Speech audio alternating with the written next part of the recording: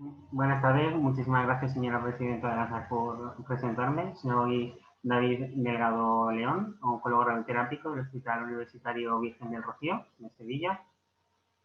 Quería dar las gracias al Comité Científico por haberme invitado a la primera jornada virtual sobre metodología de investigación. Espero que no haya ningún problema aparte de cómo hemos empezado, que se me escuche bien y se me comprenda. Vamos a empezar la presentación de diseño de base de datos aplicada a la oncología. Antes de empezar, vamos a hacer una breve evolución sobre cómo van evolucionando los estudios normalmente. Como ha empezado comentando el doctor Henao, debemos hacer una idea principal sobre dónde vamos a realizar nuestra investigación, cuál va a ser nuestra idea principal. Debemos definir qué objetivos vamos a tener a la hora de realizar una investigación clínica sobre pacientes. Deberemos formular una hipótesis nula y varias alternativas. Deberemos adquirir las variables que debemos investigar sobre el tema a analizar. Y a partir de eso, una vez que tengamos todas las variables definidas en un principio, deberemos hacer una hoja de recogida de datos. Cuando recojamos todas las variables de todos los pacientes que vamos a incluir en nuestro estudio, realizaremos los análisis estadísticos pertinentes, los cuales nos harán saber cuáles variables son estadísticamente significativas en cuanto a los endpoints que hayamos elegido. Así haremos una inferencia estadística sobre la población que hemos analizado y a partir de ahí comienza la parte más literaria, por así decirlo, de nuestro estudio, ¿no? Cuando empezaremos a narrar, a describir todo lo que hemos hecho, cómo hemos realizado nuestro estudio, las variables elegidas, qué programa hemos utilizado para el análisis estadístico y demás. Todo siempre con cara a la divulgación científica, ¿no? A que se nos pueda reconocer a nivel nacional o internacional y se nos publique nuestro artículo en unas publicaciones con factor de impacto a nivel internacional. Para comenzar, vamos a hablar brevemente de los estudios epidemiológicos. Todos sabemos o hemos visto esta gráfica, no nos asustemos, va a ser muy sencilla. Lo vamos a resumir. Básicamente, dos tipos de estudio, si hacemos intervención sobre los pacientes o no. Si hacemos una intervención sobre los pacientes, van a ser estudios clínicos, ensayos clínicos aleatorizados, no aleatorizados, doble ciego, triple ciego, etcétera. Y si no, serán estudios epidemiológicos observacionales. Tranquilidad. Muy resumidamente, vamos a partir de una población que sería nuestro azul, oscuro, de la cual vamos a extraer una muestra, el recuadro en azul clarito.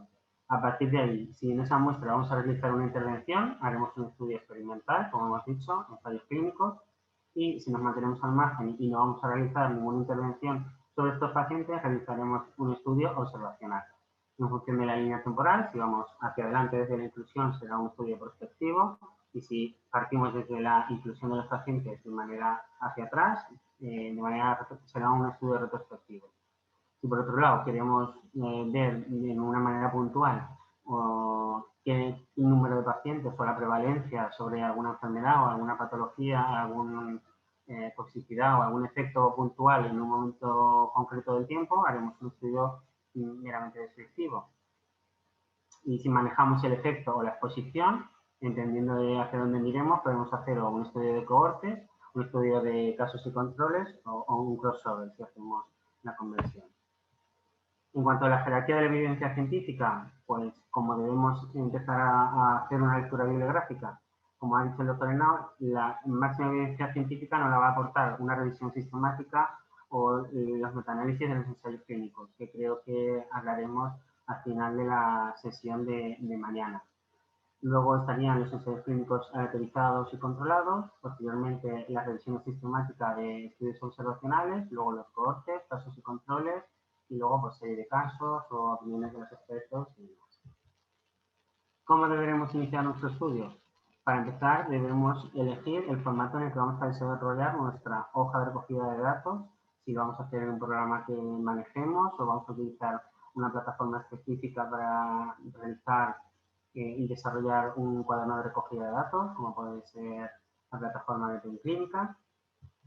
¿Cuáles son los programas más frecuentemente utilizados? Pues los más frecuentes suelen ser Excel, que suele ser muy a nivel usuario, y SPSS de IBM. Excel nos permite hacer una recogida de datos muy óptima, muy asequible, muy fácilmente analizable, y recopilar los datos se hace bastante sencillo en este formato y nos permite también hacer algunas fórmulas o cuentas simples y sencillas que nos pueden ayudar a hacer agrupaciones por subgrupos y demás. Y SPSS a mí me gusta más porque puedes hacer tanto la recogida de los datos como el análisis estadístico posterior. Lo bueno o lo que suele hacer muchas veces es hacer una hoja de recogida de datos en Excel y luego el propio programa te permite exportarlo a SPSS y a realizar ahí el análisis estadístico definitivo. ¿Cómo vamos a elegir las variables de nuestro estudio? Pues, como ha dicho el doctor Henao en la charla precedente, hay que hacer una búsqueda bibliográfica exhaustiva, hay que mirar fundamentalmente artículos recientes y saber de dónde venimos también. Y muy importante, ver qué ensayos clínicos hay abiertos o cerrados que nos pongan o que vayan sobre la dirección que nosotros queremos tener, ¿no? O qué líneas de investigación hay abiertas sobre nuestro mismo tema. Es importante descargando los protocolos de los ensayos. Esto nos va a permitir tomar idea de algunos endpoints que nosotros no hayamos tenido en cuenta, algunas variables que nosotros no hayamos pensado al principio y nos puede dar una mayor robustez en la hora de nuestra recogida de datos. Conforme vayamos haciendo una lectura crítica de los artículos y de la bibliografía seleccionada, iremos profundizando en el conocimiento del tema seleccionado. Esto nos va a hacer que queramos ir un poco más allá y queramos investigar lo último que hay en un grupo europeo y probablemente tenemos que ser muy conscientes de nuestras propias limitaciones, así como de saber qué cosas no podemos o qué variables no podemos adquirir en nuestro estudio. Es decir, si hay algún laboratorio o algún grupo que está investigando algunos SNPs en investigación básica y nosotros a lo mejor carecemos en nuestro centro de infraestructura que lo podamos analizar, pues debemos ser conscientes de que a lo mejor esa variable pues no la podríamos utilizar o algún análisis de algún biomarcador específico, etcétera. Cuando hagamos esta lectura crítica debemos intentar ver qué limitaciones han tenido otros grupos por saber si nosotros podemos dar un plus de poder resolver alguna limitación de algunos grupos de investigación o sin más aunarnos a volvemos a tener las mismas limitaciones que otros determinados grupos, pero siempre debemos intentar adquirir la originalidad para que sea visualmente atractivo a la hora de los revisores de las revistas. Y como he dicho antes, es importante recoger las variables que tengan la mayoría de los pacientes recogidos, ¿de acuerdo? Estas son algunas páginas web donde podemos encontrar ensayos clínicos abiertos y cerrados también. Esta es de National Cancer Institute y en ella podemos hacer una búsqueda concreta por patología. También la página de la RTOG y también, pues, por ejemplo, de la ERTOG.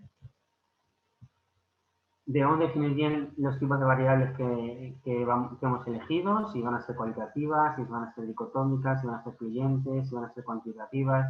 Y muy importante saber cómo las vamos a recoger. Si las vamos a recoger con puntos, si las vamos a recoger con comas, elegir el formato de fecha en que vamos a definir nuestros eventos.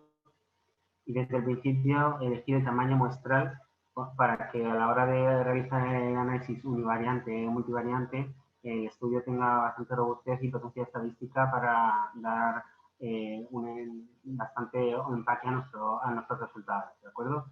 Todo esto hay que definirlo desde el principio para tener una buena homogeneidad a la hora de la recogida de datos, porque puede que nos dé problemas el mísero hecho de poner una coma en lugar de un punto o poner un formato distinto a una variable y que haya errores a la hora de los análisis. Muy importante, lo volveré a decir muchísimas veces, es importantísimo recoger las fechas exactas de cada evento, del nacimiento, de la fecha de la biopsia, de todas las pruebas complementarias, de los inicios y fines de los tratamientos, de todos los eventos que hayamos definido. Si las desconocemos, normalmente podemos, si leemos en la hoja de anamnesis que a principios de febrero pues, se diagnosticó o se realizó la biopsia, poner el número 1 de febrero. Si pone a finales de marzo, pues poner el 30. Y si no sabemos una fecha orientativa y directamente pone en marzo de 2014, pues pondremos el 1 de marzo. Yo como lo suelo hacer y normalmente se suele hacer así. En cuanto a la elección de las variables en nuestro estudio, son las básicas, las demográficas de identificación de los pacientes, clínicas, patológicas o terapéuticas. En cuanto a las variables demográficas de los pacientes, hay que registrar el número de historia clínica, el NUSA o el número de referencia que tenga cada centro para cada paciente y asignar un número aleatorio y consecutivo de nuestro estudio. Hay que registrar también la dirección o teléfonos por si hay que ponernos en contacto con el paciente para algún dato en concreto. Y siempre, siempre, siempre, por la ley de protección de datos, tener nuestra base de datos o nuestra hoja de recogida de datos o nuestro cuaderno con todo anonimizado. Como mucho poner algunas siglas, pero nada que puedan reconocer a los pacientes a partir de nuestra base de datos. En cuanto a las variables clínicas, pues la edad, el género, estado general, comorbilidades, antecedentes familiares. Es importante, siempre que hagamos el registro de alguna variable, siempre debemos elegir las variables que estén recogidas o con escalas validadas internacionalmente y hagamos siempre la misma. Es decir, si el estado general lo voy a hacer con el Karnofsky, que todos los pacientes tengan el Karnofsky puesto y siempre con los valores de referencia de esa escala. O si van a ser el COG, igual. Pues que tengamos pacientes que en la hoja de análisis leamos que tienen la graduación con el Karnofsky y nuestro estudio la hayamos recogido con el COG. Lo que deberemos hacer será hacer una conversión en cuanto de una escala u otra para registrarlo siempre a la escala que nosotros hayamos elegido. Cuando hagamos la lectura crítica de nuestros artículos, siempre debemos acudir a la tabla 1. La tabla 1 es cómo se distribuyen los pacientes en cuanto a las variables que han elegido. No son todas las variables analizadas, pero sí son las variables más importantes de cada uno de los ensayos. Entonces deberíamos ir recopilando información de variables que han ido recopilando en cada uno de los artículos importantes que hayamos visto.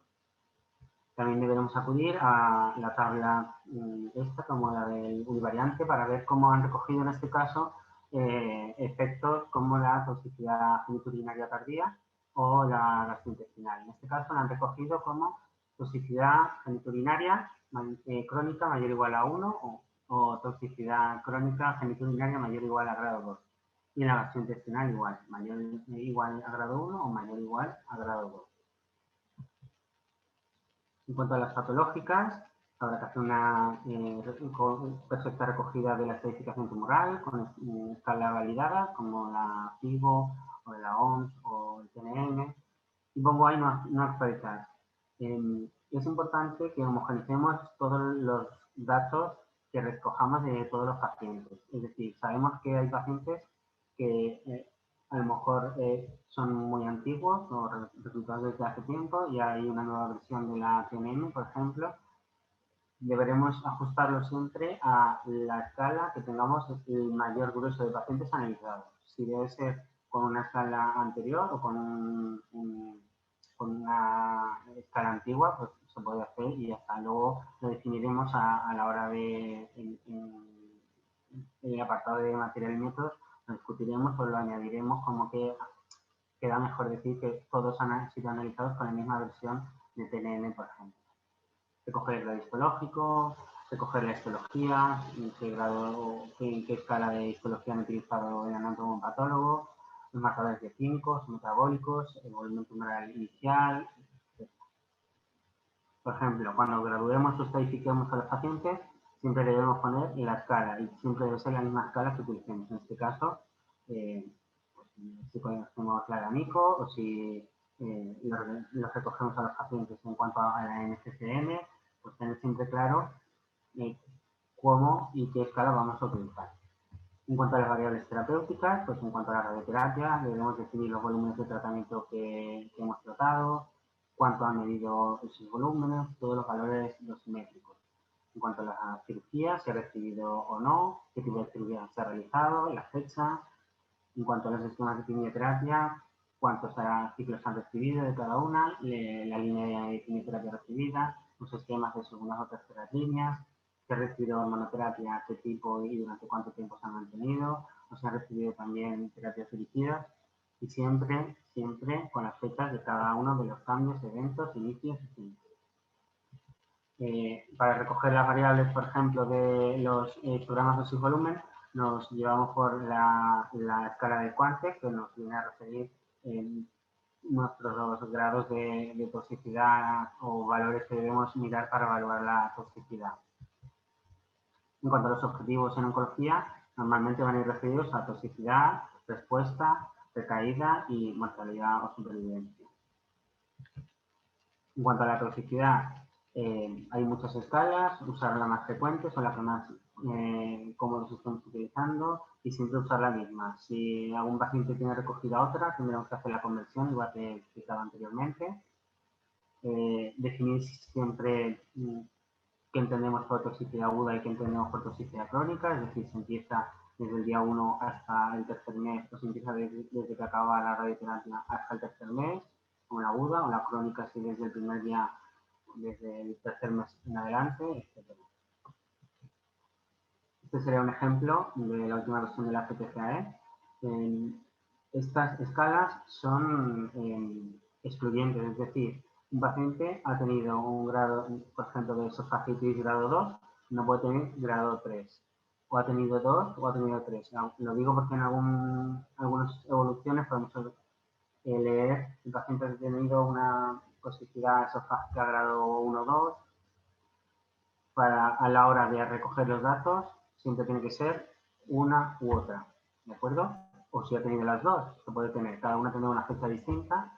Y si leemos eso, el paciente ha tenido una toxicidad grado 1 o 2, pondremos siempre la peor, como la 2, ¿de acuerdo? Pero tenemos que saber bien la definición de cada una de las variables y de cada grado para poder graduar bien a los pacientes y recoger los datos de manera muy exhaustiva y precisa. En cuanto a los valores de respuesta, saber si empezamos el contagio desde el primer mes de la radioterapia o de los fines de tratamiento o a partir de finalizar el tercer mes de cualquier tratamiento recibido. Y cuáles van a ser nuestros criterios de respuesta. Si vamos a utilizar los criterios RECIST o los criterios de la OMS o qué clasificación patológica vamos a utilizar para definir la respuesta a la neoadjuvancia. Por ejemplo, ¿no? Los criterios RECIST, lesiones medibles, o los criterios de respuesta de la OMS, o qué clasificación vamos a utilizar para la hora de valorar la respuesta a la neoadjuvancia, etc. En cuanto a la recaída, definir bien los momentos en el que vamos a definir el concepto de recaída bioquímica, de recaída locorregional o a distancia, qué pruebas hemos utilizado para este diagnóstico, qué criterios vamos a definir como progresión. No van a ser únicamente la evolución de un nivel bioquímico, sino que deberemos enfocar bien y definir cuáles van a ser nuestros puntos de corte. Si van a ser, por ejemplo, en este caso, la recidiva bioquímica, pues la ASTRO o los criterios de Phoenix, que definirlos bien desde el momento del principio. En cuanto a la mortalidad, pues supervivencia global, fundamentalmente, si ha sido éxito o no, y si no ha sido éxito, tenemos que poner como fecha de últimas noticias en el último evento. Cada paciente para la supervivencia global contará o bien si ha tenido éxito o bien la fecha de últimas noticias, que será el último contacto que ha tenido el paciente a nivel hospitalario, bien sea nuestra especialidad o por otro motivo. Lo importante es hacer una correcta codificación de todas las variables en todos los pacientes. Todas las variables deben estar rellenadas en todos los pacientes, ¿de acuerdo? Normalmente se suele hacer que cualquier evento se pone o se codifica como un 1. Y si no ha tenido evento, es 0. A evento me refiero si ha tenido toxicidad, si ha sido éxitus, si ha tenido progresión, si ha recibido cirugía, etc. Si desconocemos algún valor, como por ejemplo algún marcador inmunohistoquímico o no sabemos o no lo podemos pedir o ha sido un valor perdido porque hemos perdido el seguimiento del paciente, se suele poner un valor alto. Yo normalmente suelo poner el 9 para no confundirnos, ¿de acuerdo? Pero en algunos programas estadísticos, si nosotros dejamos vacío, suele quitarnos a todo el paciente. Entonces lo elimina a la hora de hacer el análisis. Por eso, si él ya tiene un 9 como valor de referencia, no lo elimina del estudio estadístico, sino que lo incluye también. ¿De acuerdo? Esta es una salida de SPSS. Básicamente, arriba tenemos la pestaña del paciente. Cada fila sería un paciente y cada columna es una variable distinta. En este caso, tenemos la primera variable, sería el tiempo de supervivencia global, y la segunda el estatus, ha sido éxitus o no, tiempo de supervivencia de la enfermedad y si ha tenido algún evento o no. En este caso podemos ver que el paciente 1 lleva reclutado 48,8 meses, y sigue vivo y no ha tenido ningún evento de toxicidad, o sea, que sigue libre de recidiva y con el mismo contagio de tiempo. Sin embargo, por ejemplo, el número 3 lleva 43,7 meses reclutado y a los 17,03 meses ha tenido un evento de recaída. ¿Vale? Eso es lo que podemos entender hasta ahí. Abajo tenemos en la pestaña de variables. Cada una de las variables podemos elegir los decimales que queremos hacer, si es dicotómica o no, si es ordinal o no ordinal. Lo podemos seleccionar desde el principio. Esto, como digo, una salida de SPSS. Y aquí es lo que he explicado antes, que directamente con la recogida de los datos de los pacientes podemos hacer posteriormente su análisis estadístico. Esta es una salida de Excel. Aquí igual, cada fila un paciente y en cada columna una variable distinta. En este caso, toxicidad aguda grado 2, fecha de toxicidad aguda grado 2 y tiempo de contagio hasta que ha aparecido la toxicidad. Por ejemplo, en este caso vemos que el paciente 1 tuvo toxicidad aguda grado 2, su fecha y el tiempo de contagio hasta su desarrollo. Aquí lo he puesto para que veamos cómo podemos hacer fórmulas sencillas y poder graduar bien a los pacientes. En este caso, hacemos una fórmula sencilla de una resta de 2 fechas. El resultado no lo va a dar en días. Nosotros haremos la división entre 30 para que nos dé el resultado en meses. Simplemente a mí me gusta chequear también esto porque ya que vemos el tiempo hasta el evento, que sería la columna 3, la L, si estamos hablando de toxicidad aguda, no puede haber ningún paciente que tenga más de un 3 en ese resultado, ¿no? Si estamos hablando de toxicidad aguda, la que ocurre en menos de los 3 meses de iniciar el tratamiento. ¿De acuerdo? En nuestro centro hemos desarrollado el cuaderno de recogida de datos de patología neumológica, llamado Proyecto S31. Aquí podemos ver que cada paciente tiene un número aleatorizado y consecutivo propio de nuestro ensayo. Tenemos varias pestañas con el informe de consulta, donde vamos recogiendo las variables clínicas, patológicas, terapéuticas, neumográficas, etcétera. El curso de evolución y curso clínico, donde vamos recogiendo los eventos que están teniendo de toxicidad, tolerancia y supervivencia. Y también hemos añadido la pestaña de dosimetría, donde recogemos todos los valores dosimétricos de los citogramas, dosis, volumen y de los pacientes tratados con radioterapia. Y luego todos los cuestionarios de calidad de vida. Este sería un ejemplo del uso clínico de un paciente seleccionado al azar. Podríamos ver que este paciente en concreto ha tenido una toxicidad grado 2, ¿verdad? El día y su contagio hasta desarrollar esa toxicidad fue de 0,33 meses. No ha tenido toxicidad grado 3, ni grado 4, ni grado 5. Si hubiera tenido una toxicidad grado 3 o grado 4, también se le daría el sí, te pediría añadir la fecha y te saldría directamente el tiempo. Vemos que no ha tenido empeoramiento de su disnea, que ha tenido una toxicidad de 2, grado 2, con esa fecha y con ese contraje de clínico.